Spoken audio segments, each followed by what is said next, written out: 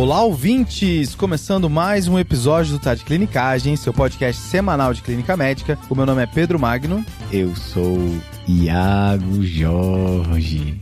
E eu sou o Lucas Menezes e eu sempre quis ver isso ao vivo. Obrigado, viu, Iago?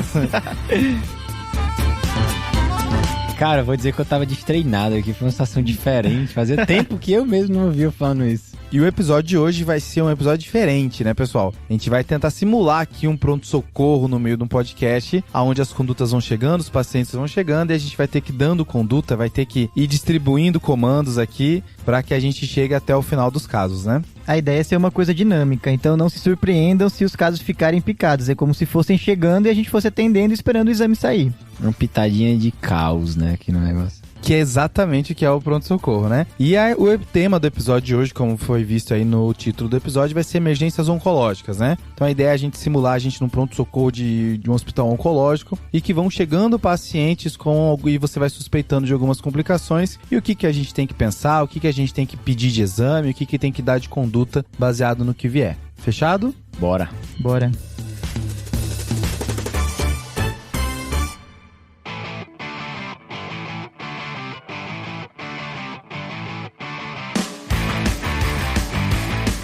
Então bora começar, e a ideia é que você chegou no plantão e antes de você começar a atender os pacientes, você precisa reavaliar os pacientes que chegaram antes, né? E o colega seu que tá indo embora, ele passou um paciente de 31 anos de idade, que ele é um atleta profissional de skate e previamente ígido, que tem um diagnóstico de linfoma não Hodgkin recente, tá? Ele veio ao pronto-socorro porque faz mais ou menos 2 dias que ele começou com náusea e vômito, e perguntando na história, ele relata que a primeira quimioterapia que ele fez foi há 5 dias atrás. Foi pedindo os exames gerais para entender essa náusea e vômito para ele, pediram um hemograma, uma função renal, e foi visto uma creatina de 2,6 para ele, e tá na hora de você reavaliar. Perfeito, Pedro. Vamos lá, então. É um paciente que a gente pode resumir rapidamente. É um jovem de 31 anos, aparentemente sem nenhuma comorbidade, a não ser esse linfoma que ele começou a tratar há 5 dias. Vem no PS com queixas inespecíficas, náusea, vômito e uma lesão renal aguda. Perfeito. Começando a abordagem da lesão renal, rapidinho, ele tem alguns motivos para ter lesão renal.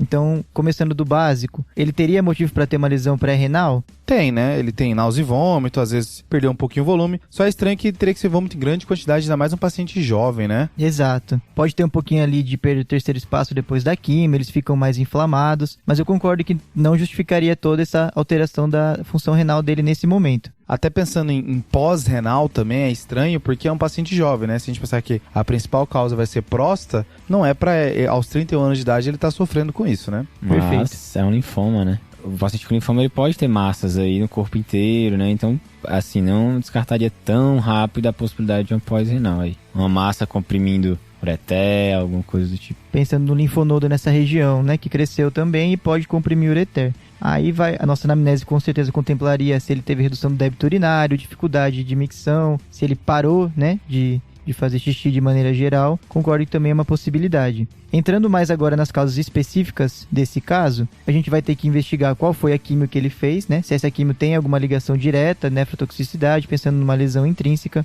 Até porque tem quimio, né, Lucas, que faz nefrite intersticial, tem quimio que faz necrose tubular. É aquela hora que você vai precisar entender qual é o remédio e o que ele pode fazer no rim, né? Exato. É hora de dar a famosa pesquisada mesmo. Ver a tabela, o que ele usou e o que essa quimio pode causar. Isso é uma coisa legal dos pacientes oncológicos, né? Eles lidam com remédios no qual a gente não tem familiaridade, né? É diferente, às vezes, do paciente da cardio que tá usando IECA, beta-bloqueador, AS. Os pacientes oncológicos, a gente não tem familiaridade com os quimioterápicos. Mas, geralmente, eles têm anotado em algum local qual é o quimioterápico que ele utilizou e tá na hora de você jogar no Google e pesquisar, né? O que aquilo, cada coisa pode fazer. Antes de eu entrar, então, nas causas específicas oncológicas, Pedro, será que tem um potássio aí pra gente dar uma olhada, ver se não tá com alguma urgência, principalmente a hipercalemia? Até porque lesão renal aguda, né? O medo é as consequências que ela traz, né? Exato. E onde vem creatinina, geralmente vem um potássiozinho, né? O potássio desse paciente está em 6,0, tá, Lucas? 6,0 aqui, tá? Perfeito. Então, só com essa informação, antes da gente continuar, acho que no contexto de pronto-socorro,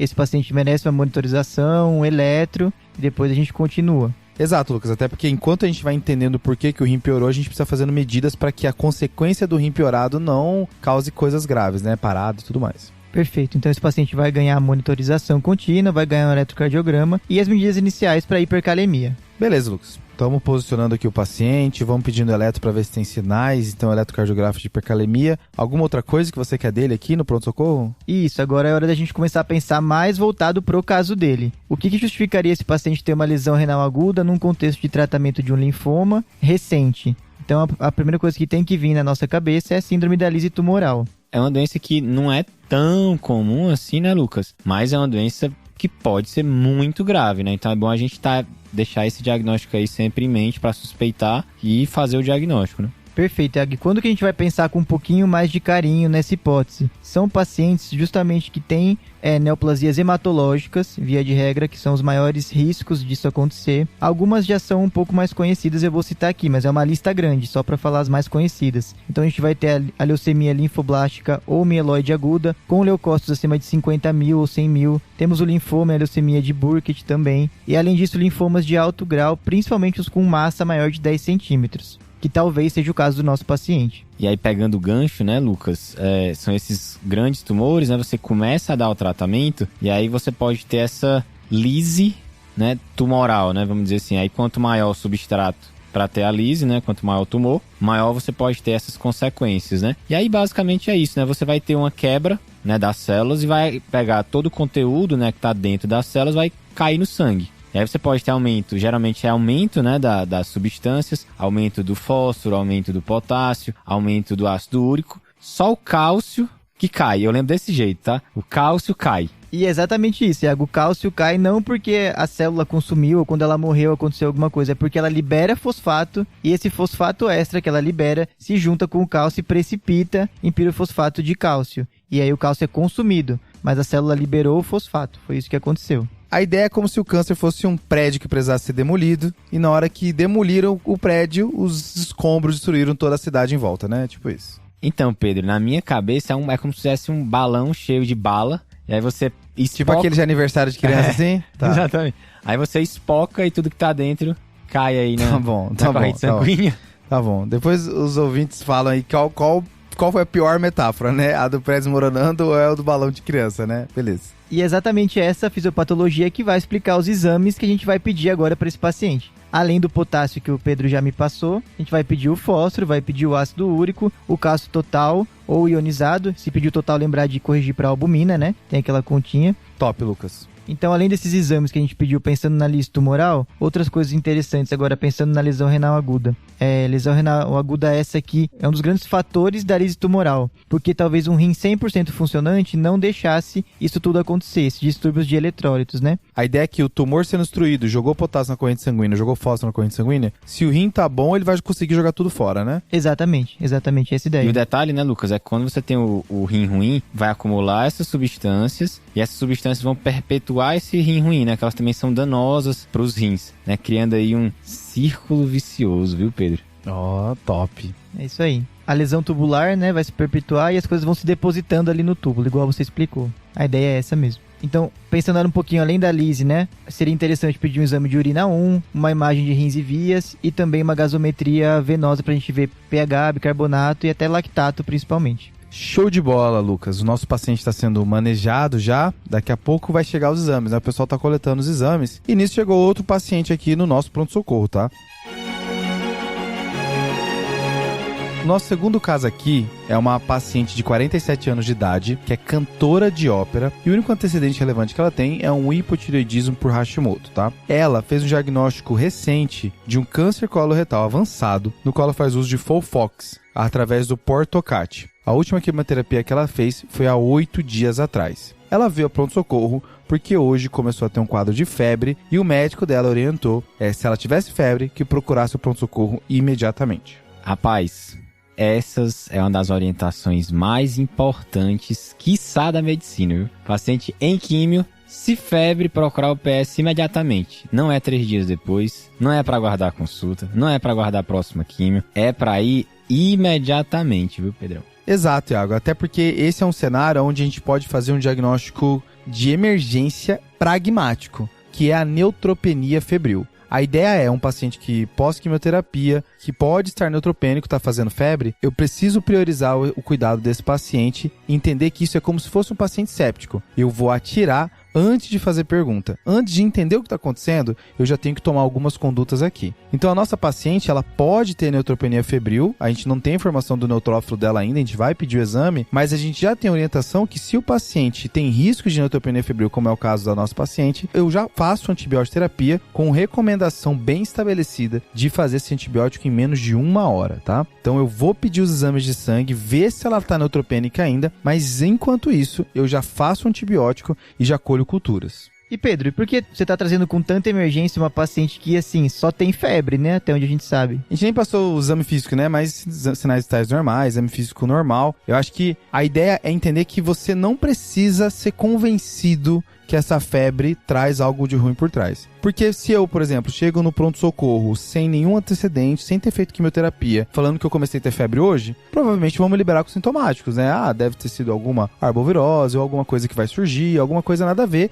que não preciso dar antibiótico de cara, não preciso tratar, às vezes nem preciso fazer exame. Mas nesse paciente que acabou de fazer quimioterapia, só a febre já tem que me disparar que pode ser algo muito grave e eu já faço antibiótico. Então é quando eu falo sobre você já faz um tiro de canhão rápido e depois você tenta entender o que está acontecendo, você na possibilidade de ser algo ruim, você já começa o antibiótico. Depois você vai tentar entender exatamente o porquê que o paciente está febril, qual é o foco da infecção. É mais ou menos o raciocínio da sepse, onde você reconhece o paciente séptico, já começa o processo de antibiótico e às vezes depois vai tentar entender melhor tudo o que aconteceu para o paciente chegar até ali, né? Eu acho que um conceito legal de ter também, Pedro, é que na vigência de neutropenia, às vezes não dispara toda aquela cascata de citocina que a gente está acostumado. Então eles tendem a ser oligossintomáticos mesmo na vigência de uma infecção grave. E a gente vê cortes de neutropenia febril com mortalidades acima de 20%, sabe? Então é uma coisa que pode ser muito grave, eu tenho que ficar atento. E Pedro, assim, pode ser qualquer antibiótico, um rocefinzinho de guerra que a gente já cobre vários sítios aí de uma vez, qual que é? Não dá para ser ceftriaxona aqui, Iago. Aqui eu vou precisar ter uma boa cobertura para bacilo gram-negativo, principalmente para pseudomonas aqui, que a ceftriaxona não cobre, tá? Aqui os antibióticos que vão cobrir, que são os de escolha nesse cenário da neutropenia febril, vão ser o cefepime, que a gente faz 2 gramas de 8 em 8, e o piperacilina com tazobactam, que eu faço 4,5 gramas de 6 em 6 para cobrir pseudomonas. Outros antibióticos que cobrem pseudomonas estão listados nos guidelines de neutropenia febril, como ceftazidima e até os carbapenêmicos que pegam pseudomonas, como o meropenem e o imipenem, mas esses antibióticos a gente acaba reservando para outros cenários. Aqui, geralmente, ou vai ser cefepime ou vai ser o famoso tazocin, né? Pedro, uma pergunta um pouquinho polêmica para você então agora. E a vancomicina, entra ou não entra? Assim, Lucas, existe em alguns guidelines externos, né, um pouco sobre as indicações da vancomicina, que a gente consegue resumir em 4, assim, forçando a barra, tá? Primeiro são pacientes graves, pacientes instáveis, chocados, eu vou querer ter uma boa cobertura para bacilo gram-negativo e já vou querer cobrir os MRSAs, vou querer uma boa cobertura de coco gram-positivo, vai entrar vanco de cara. É quando não dá para errar, né? Resumindo. Exato, a minha margem de erro é muito baixa, eu tenho que já acertar de cara. A segunda indicação vai ser pacientes que têm uma suspeita de ser uma infecção de pele ou mucosa. Então, tanto pacientes com infecção de pele quanto pacientes com mucosite, eu penso em cobrir o Staphylococcus aureus também de uma maneira mais violenta e aí eu uso a vancomicina. A terceira vai ser os pacientes que já tiveram infecção, já são colonizados por Staphylococcus aureus MRSA, né? Que é os que você suspeita que essa colonização pode ter virado infecção e você vai precisar cobrir. E a quarta, essa é bem polêmica, né? Que é o paciente com pneumonia. Essa é uma que é bem controversa, já tem alguns documentos dizendo que não precisa, vai depender muito de cenário para cenário, mas a rigor, no Brasil, algumas referências já colocam que não precisa cobrir a pneumonia, só essas outras que a gente falou que são um pouco mais fortes. O que a gente sabe é que existem um exagero de vancomicina nesse cenário, tá? Quando a gente pensa em neutropenia febril, tem um trabalho mostrando que mesmo nessas recomendações do IDSA, que entra a pneumonia, apenas 27% das vancomicinas são bem indicadas nos pacientes com neutropenia febril em algumas cortes, tá? Então a regra é ter uma prescrição além do que necessário, tá? A gente fala um pouco mais sobre essa questão da vancomicina no episódio específico de neutropenia febril, o episódio número 74, tá? Então, beleza, Pedro, já discutimos antibiótico, mas e exame? Tem algum que eu peço antes do antibiótico entrar até? Como é que é esse manejo aí dos exames laboratoriais? Lucas, se o antibiótico tem que entrar em até 1 hora, antes mesmo de eu saber se o paciente está neutropênico ou não, o exame vai geralmente entrar até antes, né? Você colhe o exame e já entra o antibiótico. Os exames de sangue, assim, gerais que precisam ser analisados, além do hemograma para confirmar se tem neutropenia ou não, eu vou pedir disfunções orgânicas, para pensar até mesmo em SOFA mesmo, né? Em sepse, ver se tem alguma disfunção orgânica. Vou ter que pedir culturas também desse paciente, e a nossa paciente aqui tem uma informação a mais, que ela tem um portocate, que é aquele acesso venoso que deixa no subcutâneo uma conexão direto para a cava superior, que é onde a quimioterapia precisa ser entregue. Então esse portocate pode ser é como se fosse um central. Então pode ser uma origem de infecções ali. Essa paciente ela precisa de pelo menos uma cultura do periférico e tem que coletar uma cultura do portocate, que é como se fosse um central. Aproveitando só esse gancho do acesso venoso central, Pedro, principalmente de longa duração, vale a pena um exame físico ali minucioso, ver se não tem tunelite, ver se não tá saindo pulso, porque às vezes é um foco que a gente acaba esquecendo ali, faz o exame físico todo completo, mas esquece desses acessos profundos. Aqui o exame físico é bem completo mesmo, você precisa ver, a gente, enquanto vai fazendo esse manejo, a gente precisa entender se tem algum foco claro de infecção. Como eu falei, infecção de pele muda meu esquema de antibiótico terapia, então aqui eu vou precisar ver se tem algum sinal de infecção aqui. Lembrando que nesse momento inicial eu também pergunto se tem algum sinal óbvio de infecção, por exemplo na urina, que se o paciente tiver algum sintoma urinário, eu posso pedir uma urina 1 e uma urocultura para tentar achar também qual é a bactéria que está causando isso, tá? Pedro, só para fechar então, a gente pediu os exames, as culturas, inclusive a do portocate. Qual antibiótico a gente vai entrar para ela agora? Lucas, a gente pode entrar o cefepime, tá? Para cá. E para ela, assim, ela tá bem, tá estável, não tem nenhum sinal claro de infecção de MRSA. Não preciso cobrir a vancomicina agora. Acho que o cefepime tá de bom tamanho aqui para ela. Perfeito.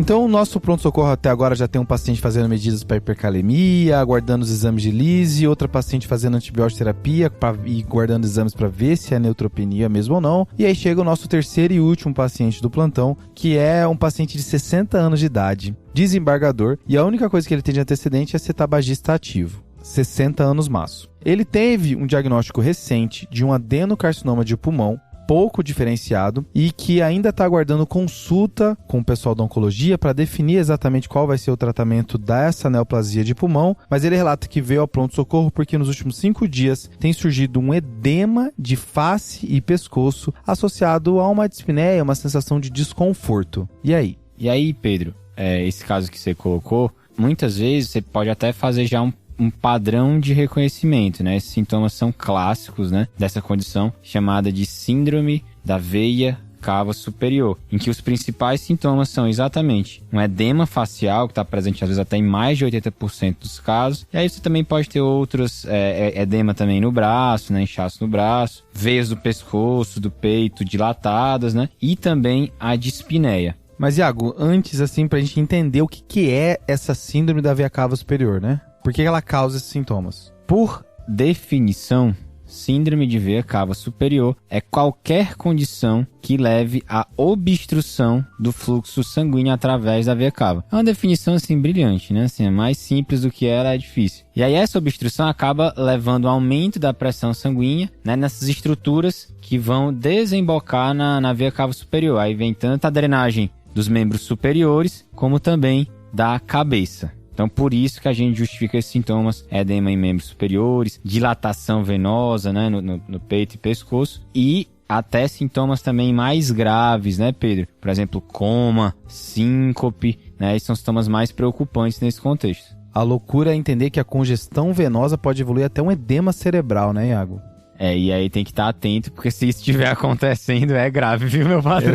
Exato. Mas, Iago, o que causa essa compressão da veia cava que leva até o nome da síndrome? Lucas, assim, atualmente as principais causas passam por neoplasias. Existem algumas doenças benignas, aí histoplasmose, por exemplo, algumas doenças fúngicas, mas o grande foco são as neoplasias mesmo. E aí, assim, você vai ter o vaso, né, a veia cava superior, e ela pode ter tanto uma invasão direta dela pelo tumor, como uma compressão extrínseca, né, que vem de fora, por uma estrutura. Aí pode ser linfonodo, pode ser tumor, né, que vai afilar, comprimir essa veia cava superior, levando aí a uma estagnação do fluxo sanguíneo e até trombose, né, desse vaso. E aí, acho que eu queria deixar marcado, né, quais são os principais tipos de câncer que estão associados com essa síndrome, né? Quem que eu penso, né? Então, o mais comum é o câncer de pulmão não pequenas células, tá? Que é o caso do nosso paciente, né? Um adeno de pulmão. Justamente. E em segundo lugar, pasmem,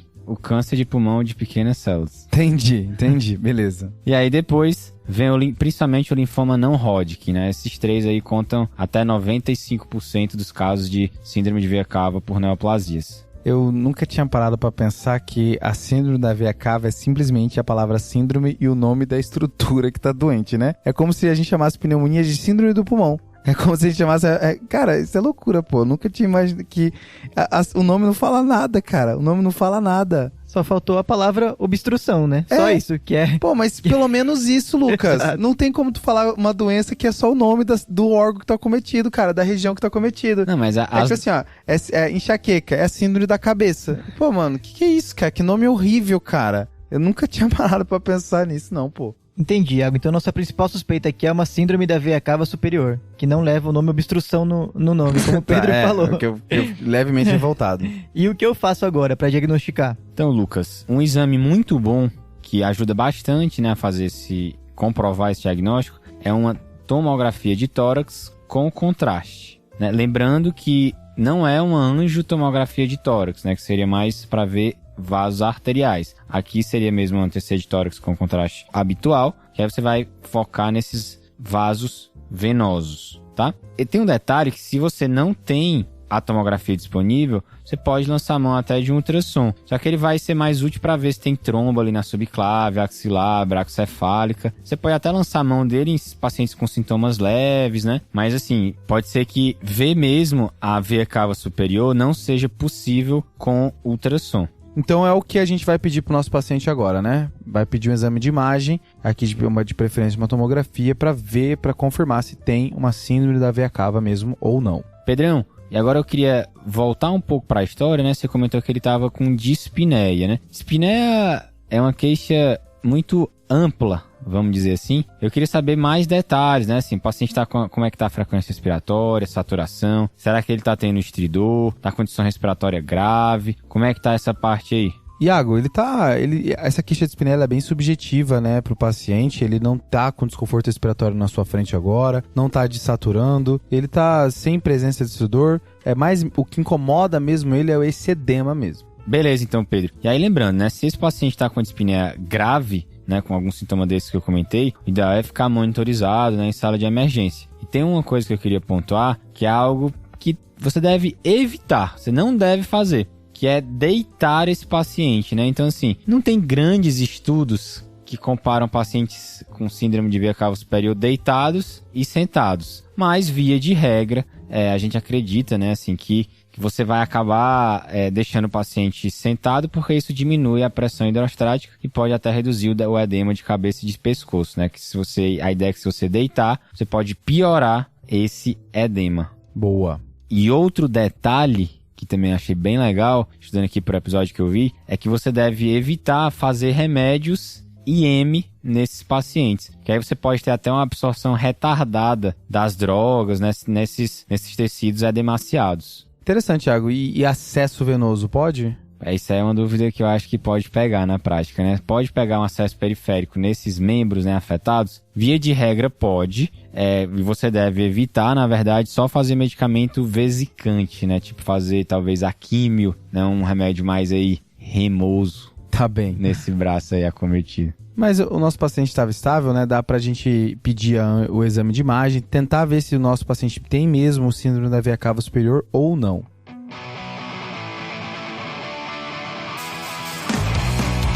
Maravilha, então a gente passou por 3 casos aqui no nosso pronto-socorro oncológico, né? Primeiro, aquele paciente skatista que tinha uma possibilidade de ser uma síndrome de lise tumoral. Depois a gente passou para nossa cantora de ópera que podia ter uma neutropenia febril e que já foi até medicada, já começou a entrar um monte de coisa. E depois a gente passou pelo desembargador, que também podia ter uma síndrome da veia cava. A gente tá aguardando os exames para confirmar. Então tá na hora de organizar o plantão, né, Pedro? Então os 3 já foram atendidos, os 3 estão com pendências. Acho que tá na hora da gente voltar aí pro nosso primeiro caso, né, pro nosso skatista. Exato, Iago. Então, ele começou a fazer medidas de hipercalemia na sala de emergência, o eletro não tinha nenhum sinal eletrocardiográfico de hipercalemia que gerasse preocupação, e os exames dele saíram. O primeiro veio com um ácido úrico de 25, um cálcio corrigido pela albumina de 8 e um fósforo de 9, tá? Saiu também a urina 1 que estava normal. E foi pedido exame de imagem, já que você até falou que esse linfoma dele podia estar fazendo obstrução, né, Iago, de rins e vias e tudo mais, caindo por terra a ideia de lise tumoral, mas o ultrassom de rins e vias veio normal, tá? Foi também solicitada uma gasometria venosa, que mostrou um pH de 7,34, às custas de um BIC de 20, e o débito urinário dele, que também foi pedido pelo Lucas, nessas últimas 2 horas que ele está aqui no plantão, ele não apresentou débito por enquanto. Beleza, Pedro. Então acho que agora a gente pode começar a falar dos critérios de lise propriamente ditos, né? E aí, ele tem ou não tem, Lucas? Ele tem lise tumoral sim, Pedro, com certeza. Vamos lá então. Os critérios, né, levam o nome do Cairo Bishop, que se você colocar só Cairo no Google, você vai cair na cidade, tá? Então... que é famoso, né? É tipo o Sofa, né? Quem nunca entrou numa loja de sofás no Google depois de criar Sofa? O meu grande erro nessa ideia, Lucas, é achar que... quer ver? Ó, essa paciente parece ter dress. Deixa eu botar aqui uma imagem de dress no Google pra você ver. E aí eu vou mostrar, parece um monte de vestido das pessoas, outro né? clássico. Mas e aí, o que o Cairo Bishop fala sobre lise tumoral? Então vamos lá. Esse critério, ele divide temporalmente em quando o paciente fez a quimioterapia. Tem até uma coisa curiosa, né? Que quando você vai ler o critério, ele fala 3 dias antes da quimio, ou seja, uma lise espontânea, né? Por definição. Mas assim, o que importa pra gente é que depois de 7 dias da quimio é a principal incidência da lise tumoral. Esse 3 dias antes é muito maluquice, cara. Parece que é assim, se você adiar a quimio, o paciente não vai fazer lise tumoral, né? O problema é que você marcou. O erro foi marcar a quimio. Quando marcou, lisou, né? Não pode agendar a quimio, tem que ser meio assim no susto. Mas a ideia é que o paciente pode fazer lise tumoral espontânea, né? Antes mesmo de começar a quimioterapia, o paciente ele pode fazer uma lise tumoral e você precisa ter nos pacientes de risco, como você mencionou, pacientes com linfoma de Burkitt, pacientes com massas grandes de neoplasia, eu tenho que pensar que esse paciente pode lisar antes mesmo da quimioterapia. Beleza. Existem critérios laboratoriais e clínicos. Eu vou começar aqui agora falando dos laboratoriais. Eles são divididos nos valores do fósforo, do potássio, do cálcio e do ácido úrico. Tem uma regrinha, um mnemônico famoso até, que é o 4, 5, 6, 7, 8. Tá, o Gabriel pensador da lise tumoral, né?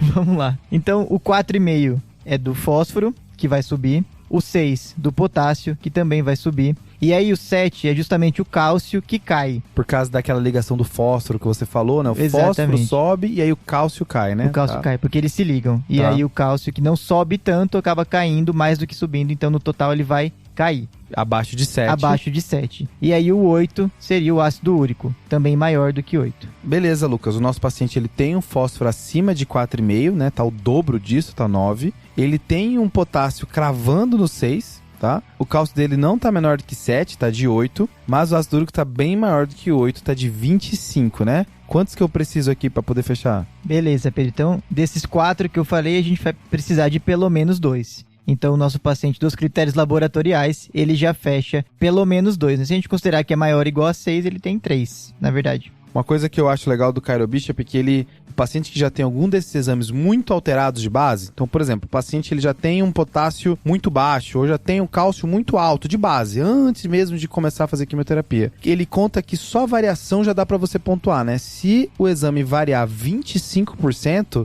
você já pode entender que isso é um dos critérios positivos, né? Já entra no critério, exatamente. Então são esses valores absolutos ou 25% de mudança do valor basal do paciente. E aí esses são os critérios laboratoriais, né, Lucas? Perfeito. E agora a gente tem também os critérios clínicos da lise tumoral, que são uma lesão renal aguda, que é o caso do nosso paciente. Perfeito. Se você for pegar a definição escrita, ele vai colocar que é 1,5 vezes a create basal. Mas hoje em dia, documentos mais atualizados já consideram qualquer lesão renal aguda, da definição do CADIGO mesmo. Boa. Além disso, vai entrar aqui arritmias, convulsão e tem também um outro critério que é uma morte súbita. Pensando que seria uma consequência da arritmia, mas tá no critério. Beleza. Arritmia provavelmente por culpa do potássio e o cálcio, que pode fazer também. E convulsão, principalmente por causa do cálcio, né? Perfeito. Então, desses que eu falei, dos critérios clínicos, basta só um. Então, tendo um critério clínico e 2 laboratoriais, você fechou a síndrome da lise tumoral propriamente dita. O nosso paciente, o Eletro, não tinha nenhuma arritmia, ele não tinha nenhuma história de convulsão, então ele, nos critérios clínicos ele fechava só a lesão renal aguda, né? Perfeito, que é a mais comum de todas, inclusive. Até aquilo que a gente está falando sobre o rim ruim, que perpetua a gente conseguir ver nos exames de sangue os critérios de lise, né? O potássio continua alto, o fósforo continua alto e tudo mais. Beleza, né? Fechamos aí o diagnóstico de lise tumoral nesse paciente. E aí, como é que a gente vai tratar ele agora? Vamos lá então, Iago. Acho que é importante falar que esse paciente, quando ele fecha a lise tumoral, ele já tem indicação de UTI, porque ele vai precisar ficar monitorizado, ele é um paciente que pode instabilizar a qualquer momento, por esses distúrbios de eletrólitos principalmente. Então, tem recomendação de guideline que esses pacientes devem ficar em UTI. Claro, se possível, né? Mas a ideia é que eles fiquem pelo menos monitorizados 24 horas por dia. Eu acho que quem já viu uma lise tumoral na prática sabe da importância, né, dessa recomendação, né? Aí muitas vezes você faz exame mais de uma vez por dia, tem que ter essa visão que é um paciente muito grave e tem que ser indicado UTI já bem precocemente mesmo. Muito bom, Lucas. A ideia é essa. Então, antes de eu entrar no tratamento propriamente dito, eu queria dar um pouquinho de destaque aqui para a prevenção da lise tumoral. Os pacientes são estratificados antes mesmo de começar o tratamento. Então, você vai pegar dados da doença que o paciente tem e dados das comorbidades que ele apresenta. Juntando essas duas informações, você vai ter baixo, médio e alto risco. Então, só para deixar isso bem claro, que o tratamento da lise já começa na profilaxia. O ideal é que ela não aconteça. Boa, você não espera necessariamente dar ruim para agir, né? Você já consegue agir antes, né? Mas imaginando que o nosso paciente não fez nada, Lucas, o que a gente vai ter que fazer para ele agora? Beleza, vamos lá então, Pedro. A primeira coisa que a gente vai fazer é uma hidratação intravenosa agressiva. Qual que é a ideia aqui? A gente objetiva um débito urinário entre 100 e 200 ml por hora, tá? A solução idealmente não vai conter potássio, né? Por motivos óbvios. E também tinha uma ideia antiga de você fazer uma alcalinização, pensando que o pH urinário poderia diminuir a precipitação do ácido úrico. Isso até é verdade, mas foi visto que essa alcalinização ela aumenta a precipitação do pirofosfato de cálcio. Então você mais atrapalha do que ajuda. Então isso caiu por terra. É uma recomendação antiga, por isso que eu quis falar. Então acaba que vai ser soro fisiológico mesmo, né, Lucas? Nosso bom e velho soro fisiológico. É isso aí. Então, depois da hidratação, vamos falar dos distúrbios de eletrólitos, né? Sobre o potássio, são as medidas de hipercalemia que a gente já conhece, né? Solução polarizante, pode tentar também fazer bicarbonato, caso o paciente apresente acidose, e um sódio que dê pra gente fazer essa medida. Sobre o ácido úrico, acho que aqui talvez seja a parte mais interessante da terapêutica. O halopurinol, ele está indicado mais na profilaxia da lise, no baixo e no médio risco. Quando o paciente já entra na profilaxia de alto risco, a gente já tem indicação formal de fazer a rasburicase. A ideia é que o halopurinol ele evita a formação de ácido úrico, mas para pegar todo o ácido úrico que já está despejado no sangue, aí eu vou ter que, para transformar em ácido úrico em outra substância, eu vou precisar do rasburicase, né? Perfeito. Então o halopurinol ele não vai destruir o ácido úrico já formado, ele vai impedir a formação de novo ácido úrico. E no contexto de lise tumoral, já tá tarde demais, né? A verdade é essa. Então aqui que entra a rasburicase, ela é uma enzima exógena que existe até em vários mamíferos, mas por algum motivo evolutivo aí, nós seres humanos não temos essa enzima. Tá, eu não sabia dessa ausência. E a rasburicase, né, ela me lembra aquele ditado muito culto, né, que é igual caviar, né? Nunca vi. Nunca vi, só ouço falar aí na rasburicase. Pior que às vezes que eu vi, Iago, é legal porque despenca o ácido úrico, assim. Em 2 dias o ácido úrico tá em 2, 1. É uma coisa bizarra, assim. A transformação é absoluta, quase. Existem alguns trabalhos mostrando já que quando você faz a rasburicase no paciente profilático de alto risco, quase 100% não vai ter o ácido úrico elevado. Então, assim, imagina, funciona, tá? 100%, né? Por enquanto, eu tô aqui acreditando, né? Eu só queria um dia poder ver. Eu também, por enquanto, só acredito, mas parece que é verdade. Então, a rasburicase vai transformar o ácido úrico em alantoína, que é muito mais solúvel e não se deposita também nos túbulos, vai embora com facilidade pelos rins. Tem uma coisinha também da rasburicase, que ela age até fora do corpo. Então, assim, quando você coleta o exame de um paciente usando rasburicase, o ideal é que você leve no gelo e rápido, porque ela é uma enzima que continua agindo. Então ela pode falsear o exame para baixo se você demorar muito e deixar no calor ela agindo ali depois mesmo da coleta. Tá bem. Tem que ser rápido, senão ela é mais rápido que você, né? Exato. Tipo isso. Tá bem. E tem um truque também que alguns pacientes não podem fazer rasburicase, né? Isso, essa é a principal contraindicação da rasburicase. São pacientes que têm deficiência de G6PD, porque ela vai precipitar uma anemia hemolítica, pode fazer metahemoglobinemia e é um quadro grave. Então essa é uma contraindicação formal da rasburicase. Se eu não me engano, o Cauê já viu metahemoglobinemia por rasburicase. Então é loucura, né? Isso existe mesmo. Já existem até alguns lugares que colocam como quase obrigatório você fazer um teste de G6PD antes de usar rasburicase. Como isso não é acessível, dá pra você fazer uma dose pequenininha de rasburicase e ver se acontece alguma coisa. Tá bem. É sempre bom essa dose pequenininha, né?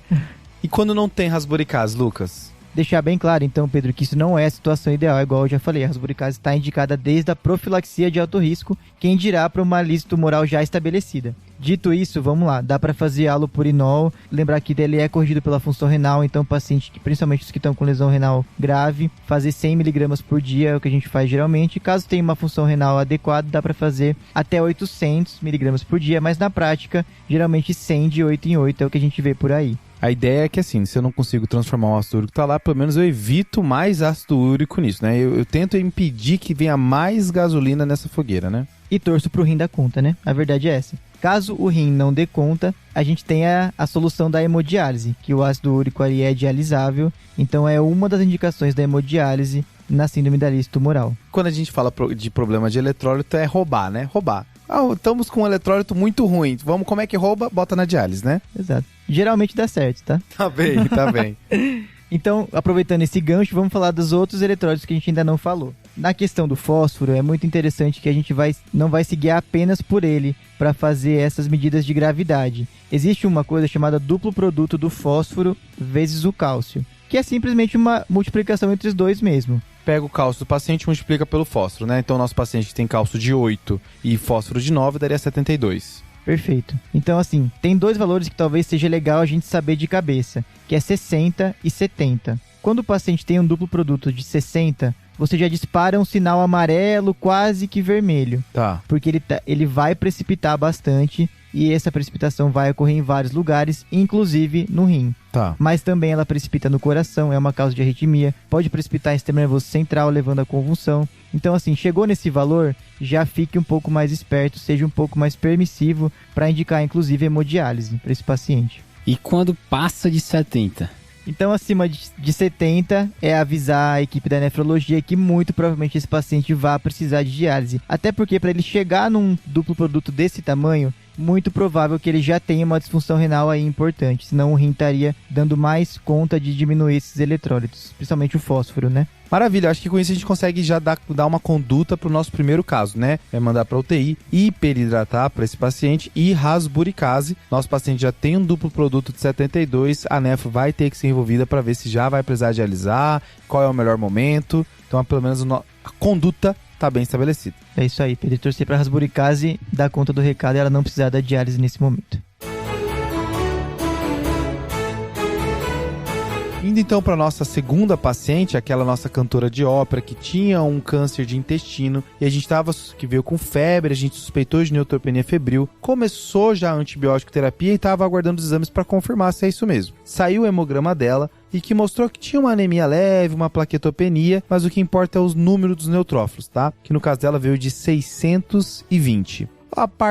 As outras partes de exames de sangue não tinha nada que chamasse muito a atenção. Ela não tinha disfunção renal, não tinha disfunção hepática e as culturas estavam rolando, tá? Então, Pedro, com esse neutrófilo de 600 aí, é neutropenia febril ou ainda não? Lucas, o diagnóstico de neutropenia febril é febre, né? Beleza. E a neutropenia são neutropenias que é considerado grave, que é menor que 500, tá? Mas, se eu tenho uma neutropenia já baixa, menor do que 1000, com tendência de cair para baixo de 500... eu posso já caracterizar esse paciente como neutropenia febril. E qual que é a ideia aqui, né? Como é que eu sei que esses 600 vai ficar abaixo de 500 ou não? Aqui eu posso me basear pelo nadir da quimioterapia. Eu consigo ter uma ideia se a quimioterapia que a nossa paciente fez vai piorar ainda mais a medula dela ou se já tá quase no finalzinho, já a medula agora vai começar a subir, vai começar a se recuperar. Esse período onde os neutrófilos estão mais baixos é o que a gente chama de nadir da quimioterapia. Se a gente pega os quimioterápicos que a nossa paciente usa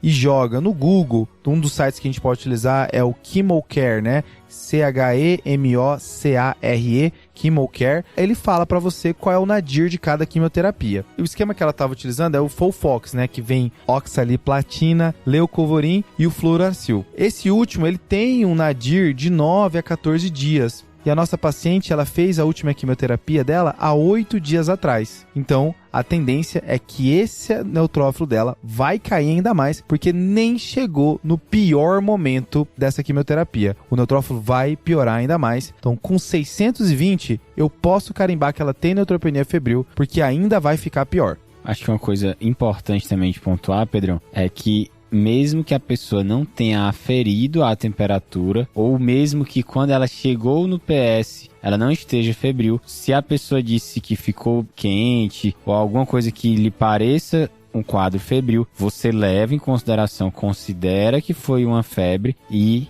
isso vai ser encarado, né, se ela também tiver essa questão da neutropenia, como a neutropenia febril. Então não precisa se apegar ao termômetro para desencadear o tratamento da neutropenia febril. Esse é o momento que aquela famosa febre interna ganha muita importância, né? É verdade. É o momento que a febre interna vira externa também, tá? Vira.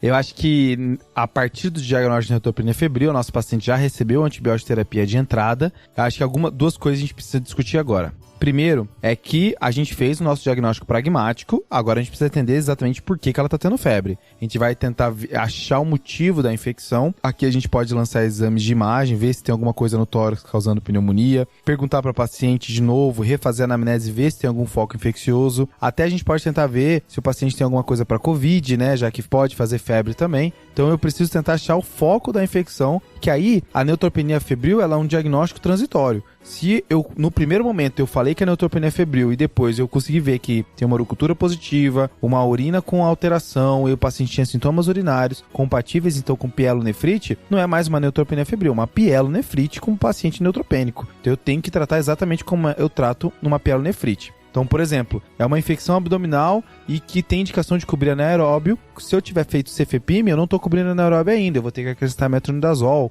É essa a ideia, eu vou ter que direcionar baseado no foco todo o resto do tratamento. Neutropenia febril é só naquele momento inicial que você está desesperado e já quer dar mais a conduta do que o diagnóstico. Beleza, Pedro. Então, assim, a gente já fez uma dose de antibiótico, a gente já coletou os exames, né? Já saíram os resultados. E aí vem aquela hora, né, da verdade. O paciente vai internar, vai para UTI, vai para casa, como é que vai ser? Até porque ela estava com febre, não tinha mais nenhuma outra coisa grave, assim, os sinais vitais estavam normais, os exames de sangue não mostrou nenhuma disfunção, começa a bater uma vontade de liberar ela para casa, né? Acho que esse ponto agora é entender que não necessariamente é dois caminhos possíveis, né? Direita e esquerda, internar ou não internar. A ideia, a tendência é querer internar esse paciente, tá? É uma coisa potencialmente grave, onde às vezes o paciente pode estar inicialmente bem, porque ele acabou de ter o primeiro episódio de febre, mas pode piorar de maneira rápida se ele tiver de fato tendo uma bacteremia, por exemplo, por BGN, por bacilo gram-negativo. Mas você, caso comece a ter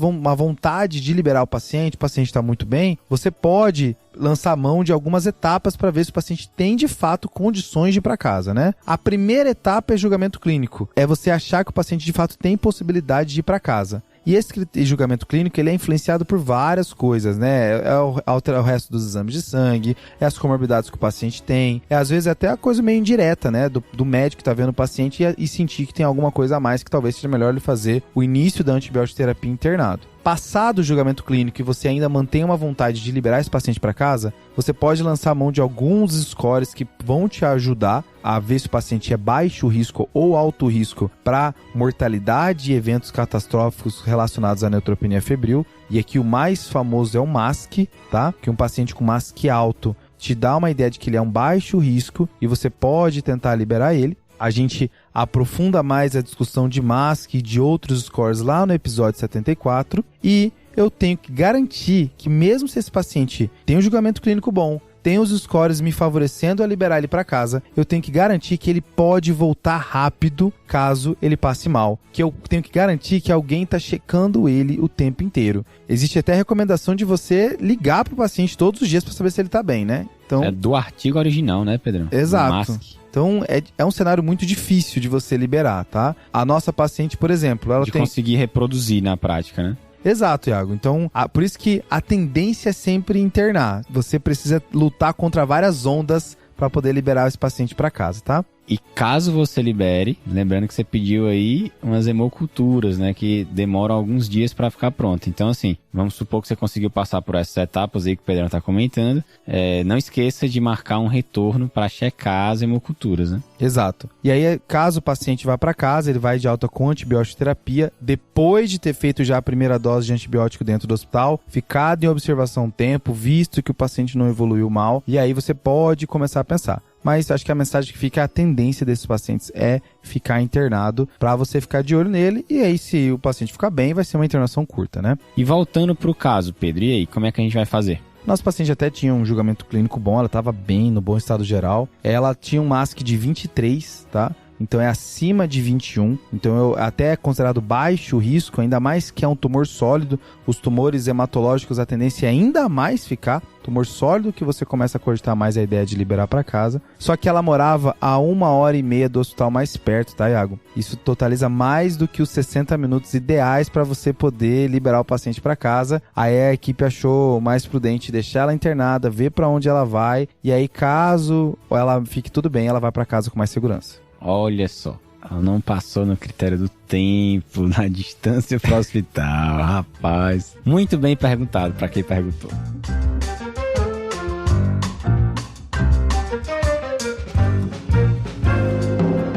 E, Iago, vamos para o nosso último paciente, né? A gente mandou para UTI, o outro vai ficar na enfermaria, né? Não necessariamente vai precisar para UTI, vai ficar de olho vendo o que vai acontecer. Tá na hora da gente ver o que vai acontecer com o nosso paciente desembargador, tá? Que é aquele paciente com adenocarcinoma de pulmão, que veio com o rosto e o pescoço inchado, e a gente estava pensando em síndrome da veia cava. Foi realizada a angiotomografia, Iago, e que mostrou que tinha uma massa central no lobo superior direito com uma linfonodomegalia importante na região hilar, direita e mediastinal, e essa massa central havia evidência de efeito de massa na artéria pulmonar direita, no bronco do lobo superior direito, e fazia oclusão da veia cava superior. Diante da suspeita, né, e ainda mais do diagnóstico de uma síndrome de veia cava, né, como foi esse caso, a gente tem que começar, talvez para aquele ABCDE, né, assim, você vai, claro, ficar mais atento principalmente de acordo com os sintomas. Se o paciente tiver obstrução, né, assim, sintomas de estridor, se ele tiver um edema,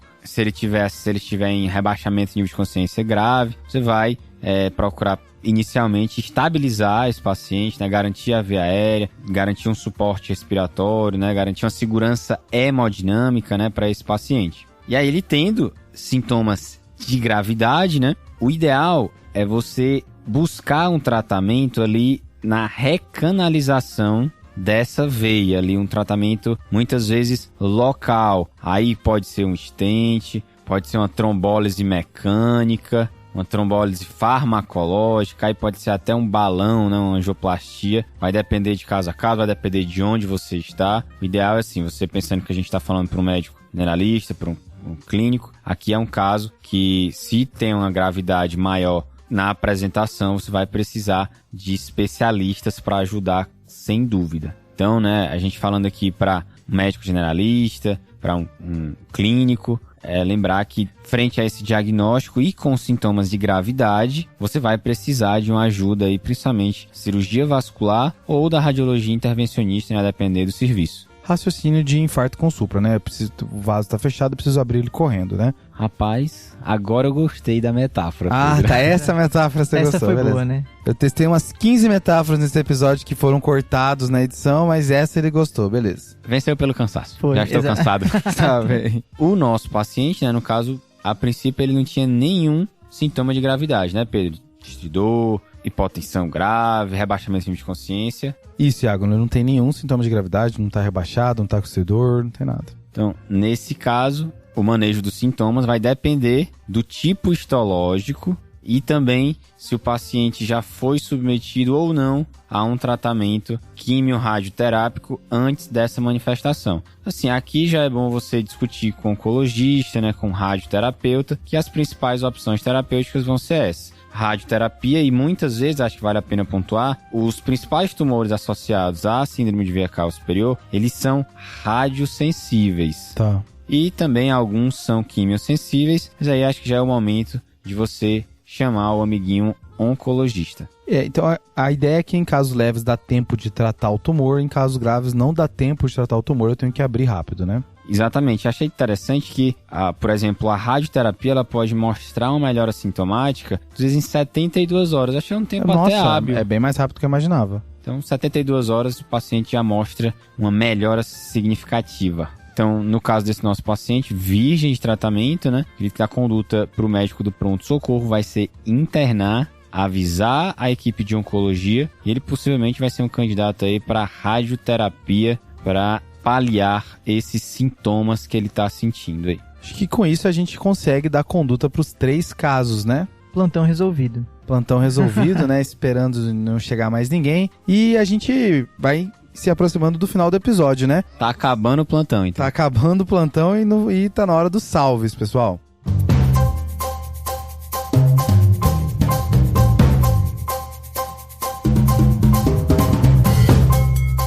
Pra quem vai o seu salve, Lucas? Bom, o meu salve vai pro meu grupo de interconsulta, que inclusive a gente viu 2 lises tumorais esse mês. Lucas que tá residente de nefrologia agora, né? Pois é, uma nova fase aí da vida. Então meu salve vai pra Moana e pro Code, meus R iguais, R3 da Nefro. Top, um abraço. E também vai pro David e pro Yuri, meus R4, que me ajudaram muito esse mês. Então, um salve e um obrigado. Show de bola. E o seu, Pedro, pra quem vai? O meu vai pra Érica Borges, Lucas. A Érica, ela é endoscopista e ela mandou mensagem pra gente que tá revisando a clínica médica, tá querendo voltar a se atualizar, entender o que a gente tem discutido, e viu no Tade Clinicagem um jeito de relembrar a clínica médica. E eu encontrei ela no hospital que eu trabalho, e a gente conversou por telefone, assim, numa passagem de caso de um paciente que ia fazer uma colonoscopia e tava na dúvida em relação ao preparo. Então foi nesse momento de troca, rolou um momento assim de ela falar que houve o TAD de clinicagem. Então fica o salve aí pra Érica, um grande abraço por acompanhar a gente. Um grande salve, Érica. E o seu salve, Iago? O meu salve vai pra Valéria, residente de clínica médica da Unicamp. Ela disse que desde que ela era interna, ela tinha um cordãozinho, né, para crachá do TDC e que fazia o maior sucesso lá na Unicamp. Fiquei super feliz com essa mensagem dela. Recentemente ela teve a Noite da Sabedoria, passou de R1 para R2 e ela pediu pra gente mandar um salve aí pros R+, dela, né? A gente tá mandando com um pouquinho de atraso, mas tá aí. Tá entregue, mas tá entregue. Tá entregue. Então, um salve bem grande aí pra todo mundo lá da Unicamp, em especial pra Valéria, pros salve, R+, e pros R+, aí.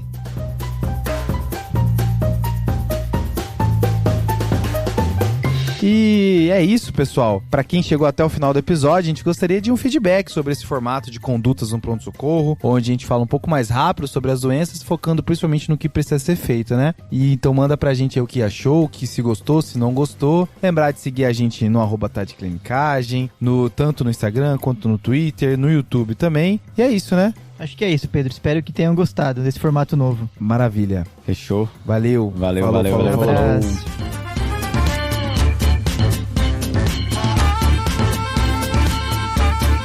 Esse podcast tem como objetivo educação médica. Não utilize como recomendação. Para isso, procure o seu médico.